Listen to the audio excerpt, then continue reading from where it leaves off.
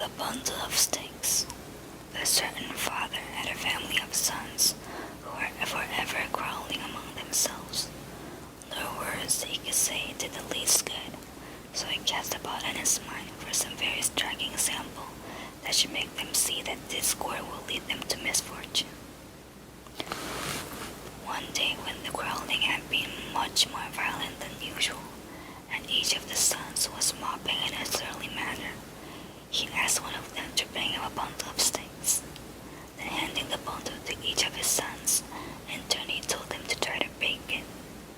But although each one tried his best, no one was able to do so. The father then untied the bundle and gave the sticks to his sons to break one by one. This they did very easily. "My sons," said the father, "do you not see how certain it is that if you agree with each other and help each other, it will be impossible for your enemies to injure you? But if you're divided among yourselves, you will be no stronger than a single stick in the bundle." Moral: in unity is strength.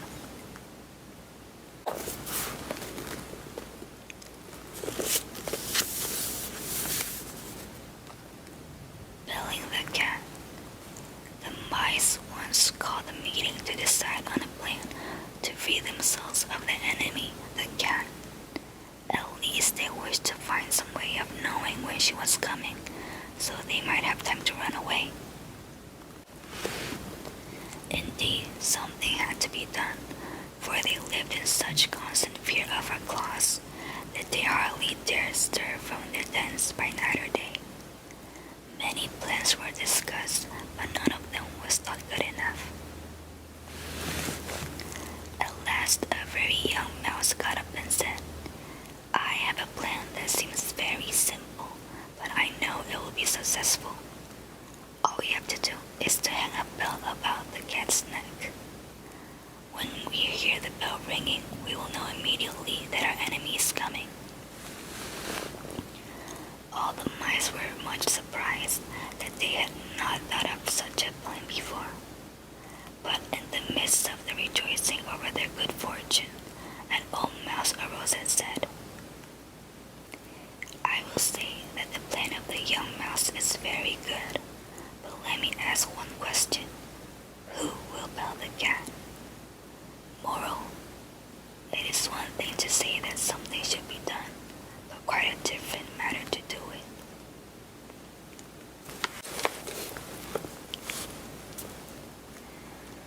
Two travelers and a bear.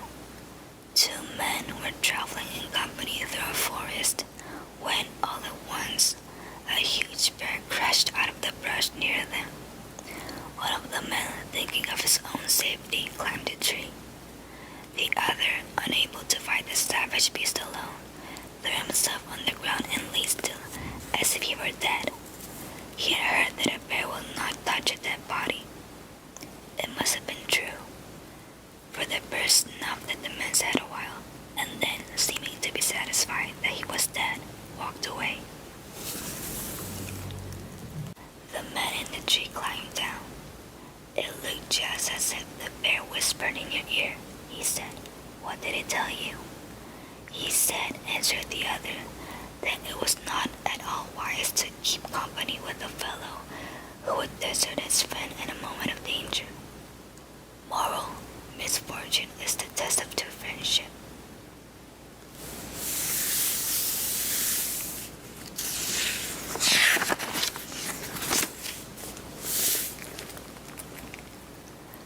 The Fox and the Grapes.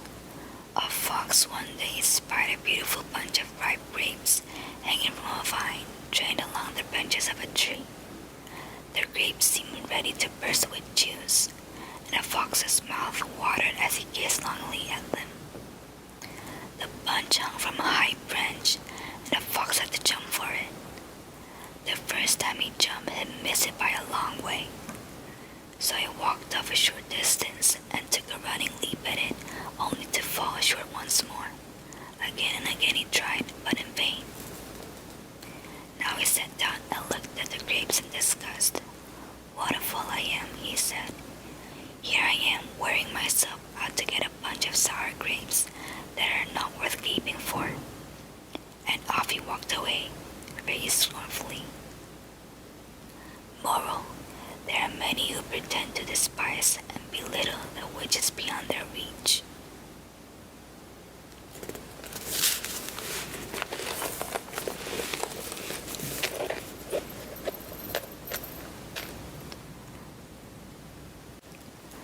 The dog and its reflection. A dog to whom the butcher had thrown a bone was hurrying home with his price as fast as he could go. As he crossed the narrow footbridge, he happened to look down and saw himself reflected in the quiet water as if in a mirror.